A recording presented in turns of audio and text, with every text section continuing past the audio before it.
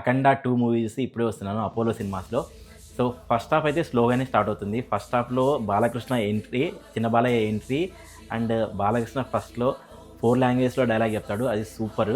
And pre climax తర్వాత కొంచెం ఫ్లాట్గా అనిపించింది. ప్రీ క్లైమాక్స్ ఫైట్ మాత్రం చాలా బాగా తీశారు, చాలా యూనిక్గా ఉంది. అండ్ అక్కడ స్టార్ట్ అవుతుంది, ప్రీ క్లైమాక్స్ నుంచి అఖండ ఎంటర్ అవుతాడు.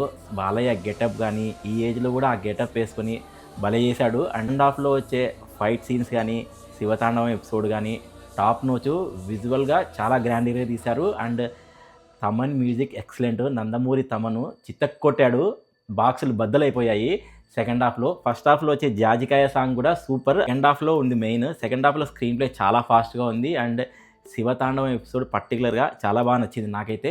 ఆ క్యారెక్టర్ చేసిన అతను కానీ బాలయ్య గెటప్ సెకండ్ హాఫ్లో కొన్ని సీన్స్లో ఆ విభూది పూసుకొని ఆ సీన్ కానీ కుంభమేళ సీన్స్ కానీ చాలా బాగున్నాయి. అండ్ క్లైమాక్స్ అయితే కన్నా శివ తాండవమే. అండ్ టెక్నికల్గా కూడా చాలా స్ట్రాంగ్గా తీశారు. అండ్ బోయపాటి ఎఫర్ట్స్ అన్నట్టు కనిపిస్తుంది. తమ remaining characters villain Aadi character కూడా చాలా బాగుంది. Pure divine vibe. And Balayya Babu ఫ్యాన్స్కి అయితే బ్లాక్ బాస్టర్.